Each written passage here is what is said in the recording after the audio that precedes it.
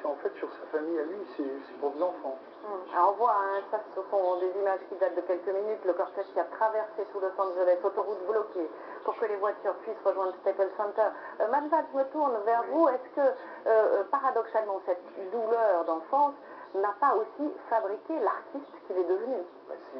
En plus, quand on sait qu'il y a un moment de sa vie qui a été important, c'est la projection d'un film de John Landis, qui est Le Loup-garou de Londres, qui a mené le moyen-métrage Thriller, où il s'est révélé chanteur, danseur. D'ailleurs, il y a même eu des acteurs, il y a eu des problèmes financiers, ça a été difficile à trouver le flou, l'argent pour monter ce moyen-métrage, que le monde entier a vu, et là où on a vraiment découvert Michael Jackson, et John Landis, et parce qu'il avait vu le film, Michael Jackson, certainement chez lui, c'était une projection privée, il a voulu rencontrer John Landis, et ça a donné ce chef-d'œuvre, qui est un chef-d'œuvre, et en plus, ce qui est complètement incroyable, moi je pense que si on revoit, on va le revoir certainement ces jours-ci dans toutes les télévisions du monde, ce moyen-métrage de John Landis, il y a plusieurs lectures.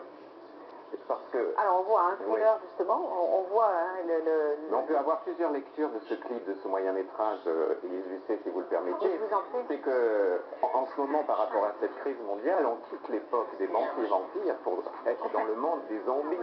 Et aujourd'hui, nous tous, téléspectateurs, nous sommes des zombies. Et c'est dit là-dedans.